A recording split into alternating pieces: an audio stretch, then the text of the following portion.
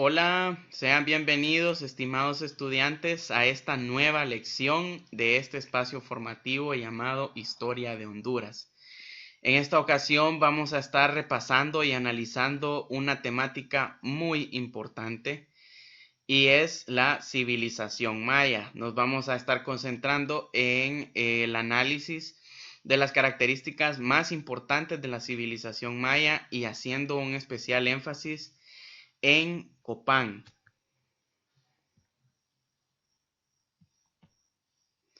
Antes de comenzar con la lección, pues vamos a repasar un extracto del texto Los antiguos mayas del explorador Sylvanus Morley.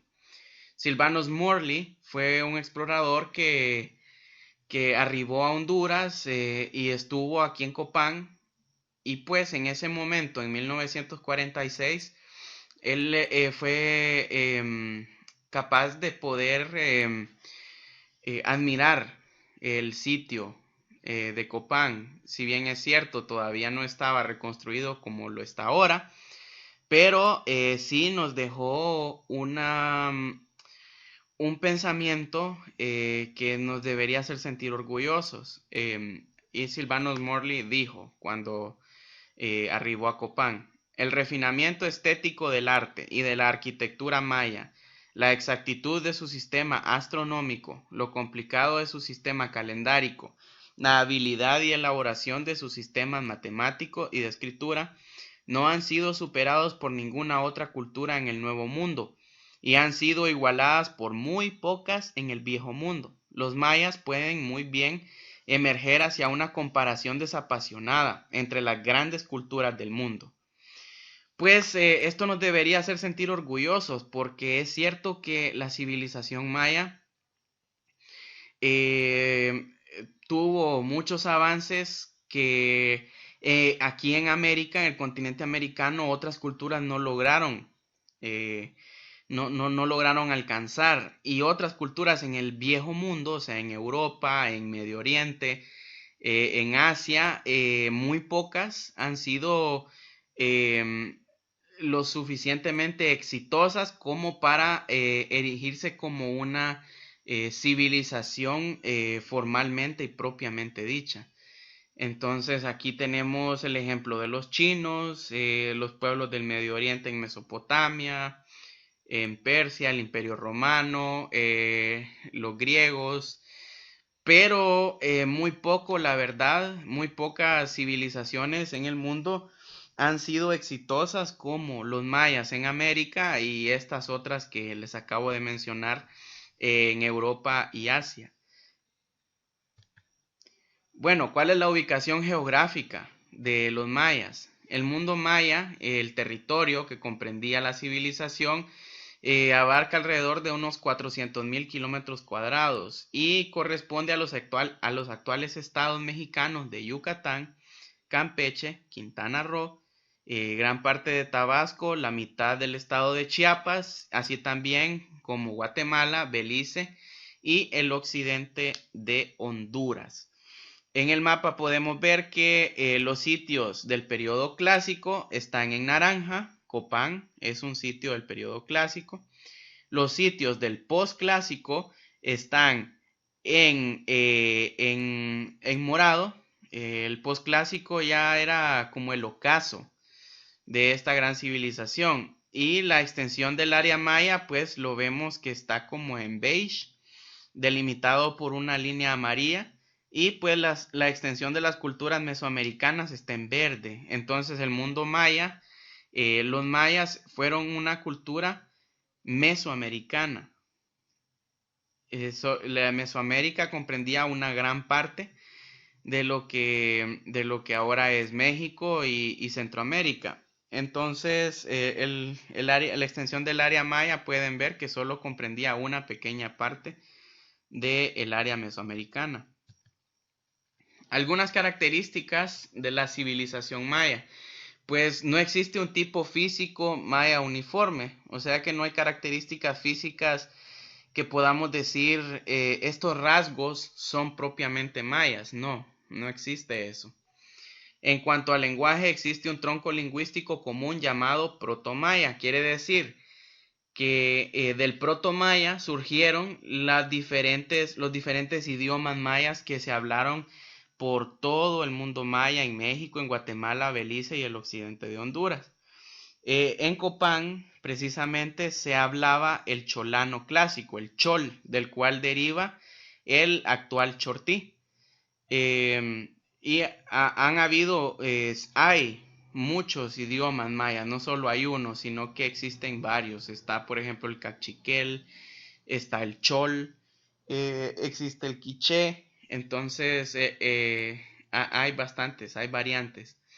El cultivo básico del maíz, el maíz es muy importante. Las civilizaciones más exitosas en la historia mundial eh, han subsistido a base de granos. Por ejemplo, tenemos a los chinos, cuyo cultivo básico era el arroz, un grano. En Medio Oriente y en Europa tenemos el trigo como cultivo básico, y aquí en Mesoamérica, en el mundo maya, el cultivo del maíz. Entonces los granos son los que proveen mayor fuente alimenticia, mayor fuente de proteínas, de carbohidratos y de otros nutrientes necesarios para poder ser exitosos en nuestras labores cotidianas. Entonces por eso es que las culturas que desarrollaron el cultivo intensivo de estos granos fueron más exitosas. Y el comercio también se realizaba por vía terrestre, fluvial y marítima. Por ejemplo, Yucatán exportaba los productos de sal, miel, cera, pescados, algodón, mantas, pieles, plumas de quetzal, copal, liquidámbar, jade, turquesa, piedra y polvo volcánica. En las costas del Golfo del Pacífico se producía el cacao y el caucho. Y en Chiapas se producían las pieles, el añil, la vainilla, las plumas de quetzal, el ámbar, el almagre. Y en Honduras el cacao y otros objetos de alabastro. Y el centro de México, en Oaxaca y en América Central, se obtenía el jade, se obtenía la obsidiana, el cristal de roca, el oro, el cobre y la cerámica. Entonces podemos ver que en diferentes áreas se comercializaban diferentes productos o bienes. Entonces aquí cabe hacer la aclaración que los mayas no constituyeron un imperio, porque el imperio está regido por un solo emperador y el imperio tiene una capital. Esto no ocurría con los mayas. Si pudimos apreciar en el mapa anterior, aquí, eh, tenemos varias ciudades-estado, como por ejemplo Caminaljuyu, Copán, Quiriguá, Bonampak, Uxmal, Chichen Itzá, Cobá, Tulum. Todas estas eran ciudades-estado autónomas regidas por un rey. Entonces es por esto que los mayas no eran un imperio, eran ciudades-estado, era una civilización propiamente dicha. Otras características es que el vestuario, aquí se miraba la estratificación social. No romanticemos, los mayas eran una sociedad así como somos nosotros en este momento. Entre los mayas existía estratificación social y eso se miraba en el vestuario y en las viviendas.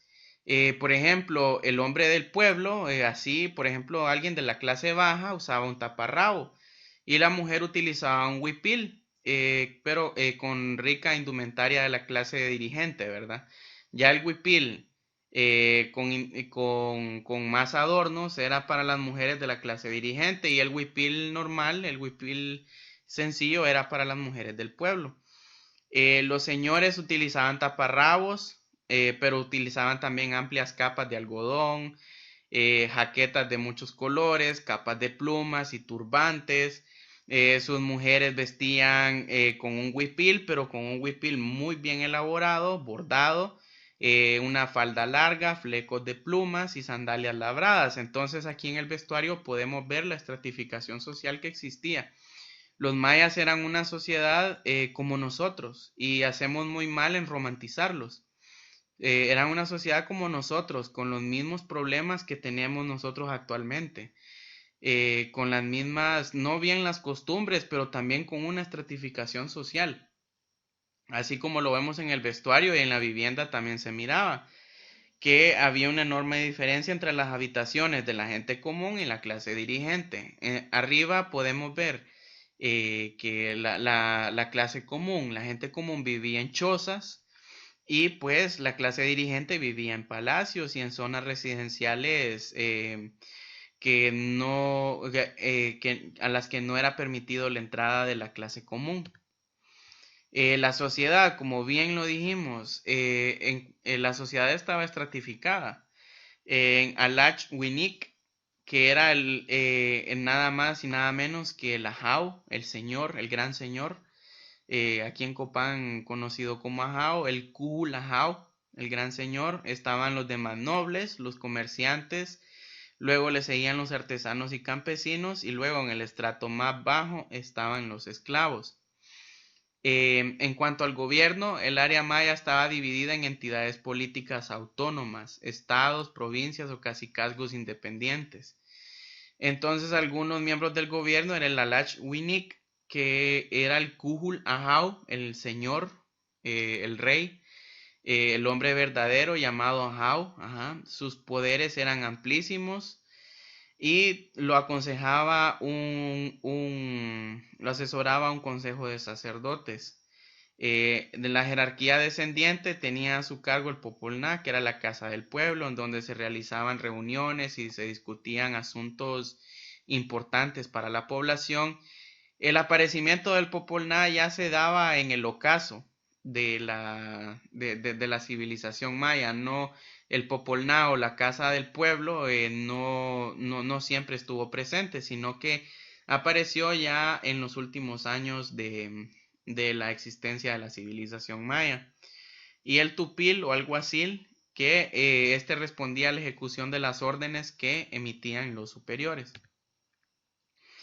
En cuanto a los conocimientos científicos, está la astrobiología, que era un sistema en el cual pues se sigue la marcha de los astros y el crecimiento de las plantas. Entonces los mayas lograron precisar con exactitud los ciclos lunares, solares y también la conjunción de varios cuerpos celestes. Pero aquí cometemos un error en romantizar.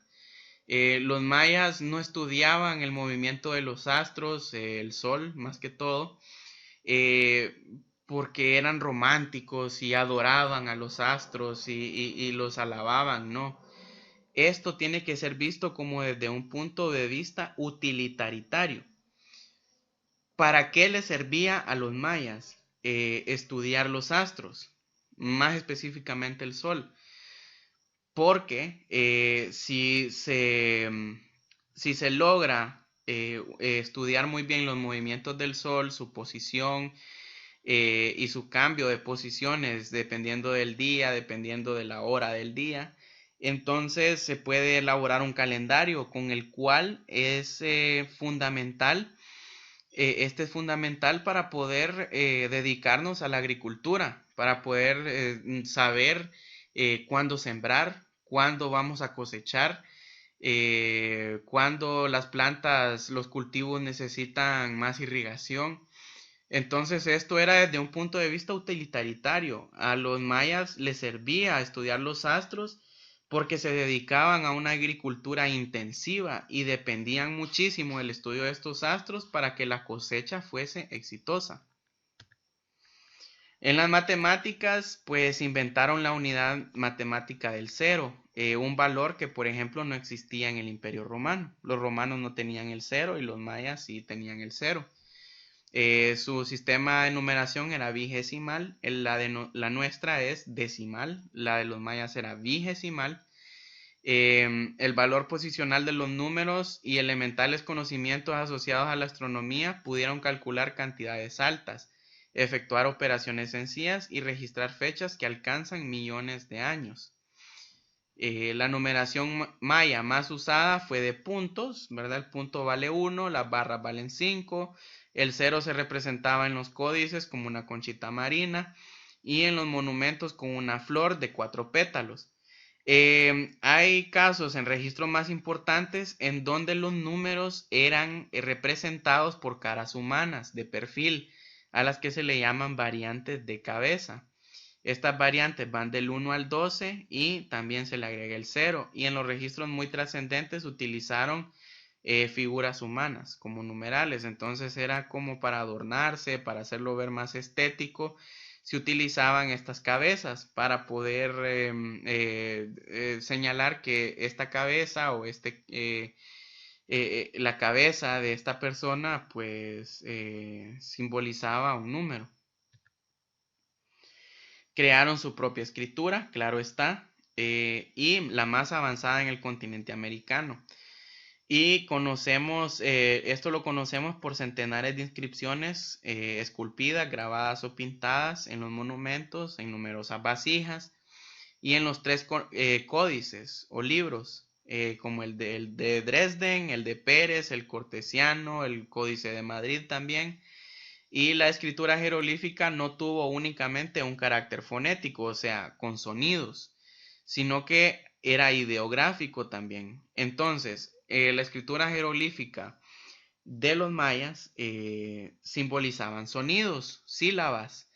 Cada jeroglífico simbolizaba una sílaba, por ejemplo, la sílaba ba, la, ma, ni, na, pero también habían jeroglíficos que simbolizaban una idea completa, como por ejemplo la cabeza del jaguar simbolizaba un jaguar. Ese era un jeroglífico. Entonces los jeroglíficos mayas se conjugaban para formar palabras, ¿verdad? Dependiendo de las sílabas, pero también se podía utilizar un jeroglífico en especial para una palabra, o sea, un ideograma, un dibujo que me está representando una idea. Entonces esto hizo más expresiva la escritura maya. En la medicina contaban con un amplio arsenal curativo de productos de origen vegetal, animal o mineral, que eran administrados bajo distintas formas como infusiones, o sea, tés, cataplasmas y ungüentos, pomadas. En el sistema calendárico maya se comprenden varios elementos sincrónicos, algunos basados en la observación de fenómenos astronómicos y otros de carácter religioso. Existen 2 calendarios, el Tzolk'in, que es la combinación de 20 nombres de días con los numerales del 1 al 13 con función exclusivamente religiosa. O sea, el Tzolk'in era utilizado nada más para efectos religiosos. Pero también existía el Ha'ab, que era el calendario de 365 días. Vean la precisión del calendario maya, del calendario solar. El Ha'ab es el calendario solar. El Tzolk'in es el calendario ceremonial o ritual.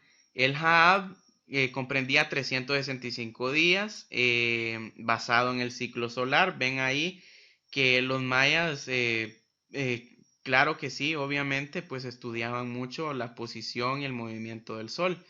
Entonces, este calendario Ha'ab o calendario solar se dividía en 18 meses de 20 días cada uno y al final se le agregaba un mes de 5 días, los 5 días que sobraban.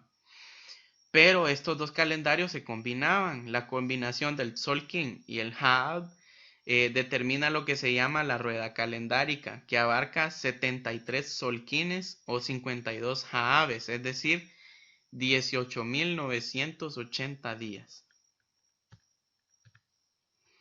En las manifestaciones artísticas, pues conocemos muy bien su arquitectura. Algunas características es su forma de techar, conocida como la bóveda maya o el arco falso. Los mayas construyeron los techos de los templos utilizando la bóveda salediza. La pirámide maya es la superposición de plataformas troncopiramidales, o sea, los templos mayas, las pirámides mayas se conformaban de varias plataformas. Que la plataforma más grande, la que está más abajo, y la más pequeña, la que está más arriba, pero eran varias plataformas o varios niveles.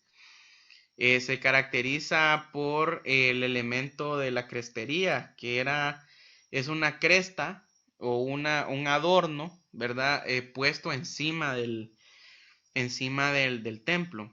Y sus famosos campos de pelota, ¿verdad? Que aquí vale aclarar que el juego de pelota no era un deporte para los mayas. El juego de pelota era algo ceremonial, era una ceremonia religiosa. No era un deporte, no era un juego que lo practicaba todo mundo, que lo practicaban todos y no, era algo ceremonial, era algo solemne.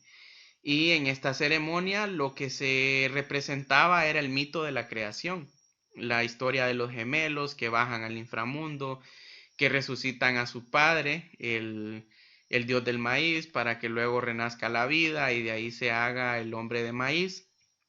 Entonces, el juego de pelota representaba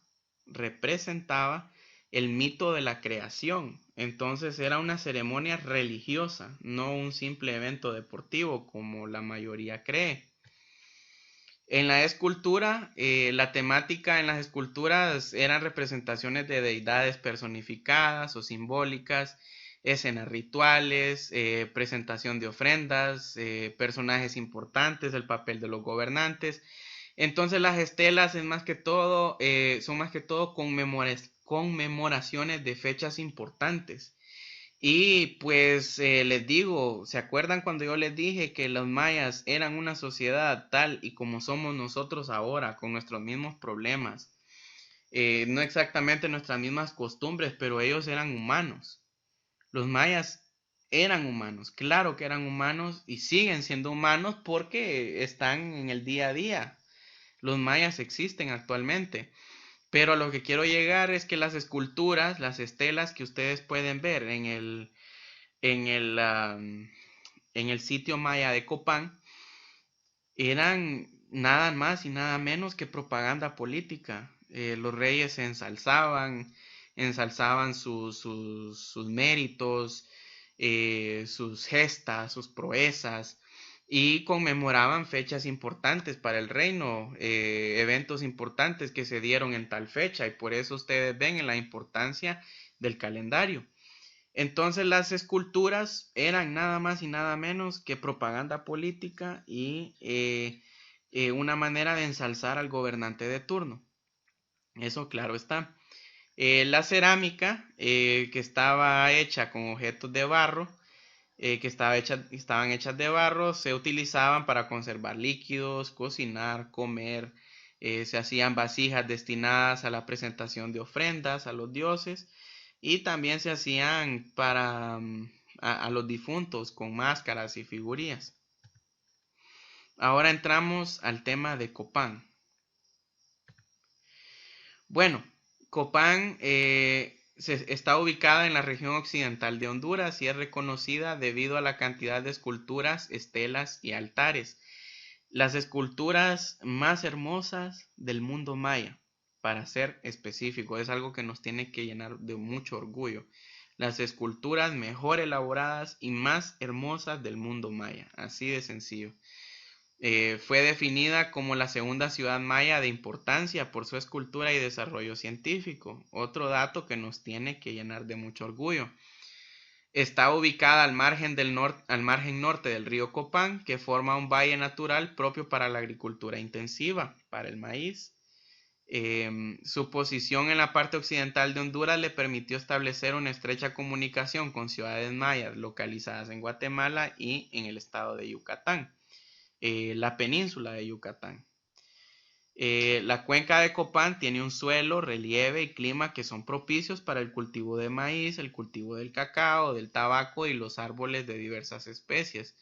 Estos eran los cultivos más importantes en Copán. La zona donde floreció la ciudad constituye unos 24 kilómetros cuadrados y su composición geológica es de toba verde, una roca volcánica. Bueno, algunas características de Copán. La organización política se fundamenta en una teocracia, o sea, un gobierno que está regido por una religión. La religión toma parte importante en las decisiones estatales, en las decisiones gubernamentales. Entonces el pueblo se tiene que regir por las leyes que dicta la religión que practica ese pueblo. El gran soberano, el Alach Winik, o mejor conocido como el Kuhul Ahau, reunía el poder religioso y político y también militar.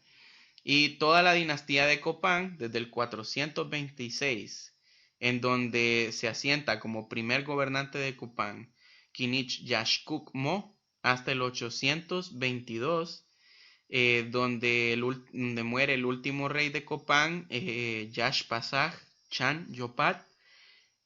Toda esa historia de la dinastía de Copán está representada en el altar Q. El altar Q lo podemos ver aquí abajo, es la imagen de abajo. No es el altar más hermoso de Copán.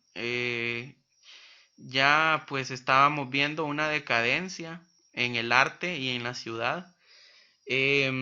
Pero este altar lo que representa es la legitimación del poder del último rey por el primer gobernante. O sea, el paso del cetro real del primer gobernante Yashkugmo al último gobernante Yashpasá. Entonces, recuerdan que dijimos que las esculturas eran propaganda política. Bueno, el altar Q no es la excepción. Copán estaba viviendo tiempos de incertidumbre y de zozobra porque por la falta de comida, habían hambrunas, la ciudad estaba en decadencia, entonces el poder político era seriamente cuestionado y había inestabilidad política, les dije. Los mayas eran una sociedad así como somos nosotros ahora, con nuestros mismos problemas. Copán estaba experimentando inestabilidad política, entonces el último rey de Copán, Yashpasaj, encomienda la hechura de este altar para legitimar su poder, para decir, bueno, yo soy el rey de Copán y lo dice el primer gobernante. Yo soy descendiente del primer gobernante que tuvo Copán, Yashkugmo, y él precisamente, efectivamente, es quien me está pasando el mando a mí. Era como para legitimar, dar legitimidad a su gobierno. El patrón de asentamiento humano tuvo su mayor densidad demográfica entre 600 y 900 después de Cristo. La ciudad de Copán llegó a contar con unas 35,000 personas, más o menos. Por ahí va el dato. El área, ya lo habíamos comentado, era de 24 kilómetros cuadrados. El 16% de esa área lo componen estructuras propias para santuarios y el resto eran viviendas. O sea, la mayoría eran viviendas. Y lo que vemos ahora eran los centros ceremoniales y las residencias de la clase noble, de los nobles. Por ejemplo, el sitio de las sepulturas eran donde residían los personajes importantes, como los escribas, los gobernantes, la familia de los gobernantes. Y lo que vemos en el sitio principal era el centro ceremonial de Copán. Era como, digamos, la iglesia. Era el centro ceremonial donde se llevaban a cabo diferentes escenarios, diferentes eventos políticos, religiosos. Y bueno, que la clase, ¿por qué no vemos las viviendas de la clase baja de Copán en ese entonces? Porque simple y sencillamente eran chozas hechas de madera, de paja o de techo de palma, y eso pues se descompone con el paso del tiempo. La escultura estaba vinculada al culto y también a la propaganda política. Tiene un sentido teológico, sí. Hay inscripciones de eventos religiosos, pero más que todo se inscribía propaganda política, eventos importantes o proezas de los gobernantes copanecos. Las estelas fueron levantadas para conmemorar eventos históricos, ¿sí? Y todas las figuras esculpidas representan motivos históricos en la cultura y en la historia del pueblo maya de Copán. Sus diseños humanos como rostros, manos, pies y cabezas son ejemplares maravillosos de su perfección artística. En ningún lugar del mundo maya hay esculturas más bellas y más detalladas como en Copán. Copán tiene las estelas más bellas del mundo maya y es por eso que Copán es una de las ciudades más importantes del área maya. Para muchos estudiosos, la arquitectura no tiene la monumentalidad y el acabado de Tikal. Claro está, las estructuras de Copán no son tan altas y tan impresionantes como las de Tikal, pero es un conjunto armonioso de complejos arquitectónicos. El agrupamiento de estos complejos arquitectónicos es más cuidado y está mejor elaborado. La técnica de construcción con arcos falsos es característica de la cultura maya. Los materiales que utilizaron fueron cal, piedra, arena. La piedra volcánica que habíamos comentado, la toba, era la que se utilizó para la construcción de los templos, de las viviendas de los gobernantes y la clase noble y de las esculturas. También se utilizaban fibras de amarre, madera, palma y también instrumentos de trabajo propios de la región. Y pues aquí nos despedimos, pero no sin antes aclarar que muchos de ustedes se han de preguntar, ¿dónde están los mayas? ¿Desaparecieron? No, los mayas no han desaparecido, los mayas viven entre nosotros. Tenemos ejemplos de mayas viviendo entre nosotros como las comunidades chortís en La Pintada, en San Rafael, por ejemplo, para ilustrarles algunos ejemplos. En las aldeas del sur de Copán es donde vemos a las personas mayas, a los descendientes de esa gran civilización que se erigió aquí en el Valle de Copán entre el 426 y el 822 después de Cristo. Entonces, la importancia de tratarlos a ellos como con respeto, con mucho respeto y con admiración. Y si usted es una persona originaria de esas aldeas del sur de Copán, como La Pintada, como San Rafael, como el Sinaí, como las aldeas que están al sur, debe sentirse muy orgulloso de ser descendiente de esta gran civilización. En Guatemala, por ejemplo, la gran mayoría de habitantes es maya, es indígena, y ahí están los mayas presentes entre nosotros. Entonces los mayas no han desaparecido, emigraron de estos grandes complejos por ser insostenibles, por haber hambrunas, por haber arruinado la tierra, porque la agricultura intensiva trae efectos negativos en la tierra que utilizamos para cultivar. Entonces, estos problemas se intensificaron y dieron cabida a que decayeran todas las ciudades en el mundo maya, pero es importante aclarar que los mayas no han desaparecido. Ellos están entre nosotros, la comunidad chortí, descendientes de los mayas directos. Entonces, con esto finalizamos la presentación. Gracias por su atención. Y para efectos del ejercicio número 3, tenemos preparado para ustedes una serie de 7 preguntas que deben responder ordenadamente en su cuaderno. Siempre recuerden que se les está calificando el orden en que ustedes entregan sus tareas. Y pues muchas gracias por su atención.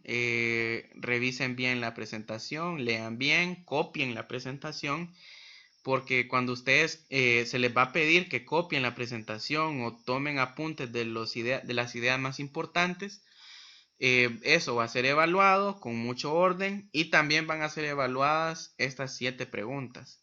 Entonces, copian la presentación, contestan las 7 preguntas y este es el ejercicio número 3 del tema de la civilización maya. Muchísimas gracias y nos vemos o nos escuchamos en el siguiente espacio.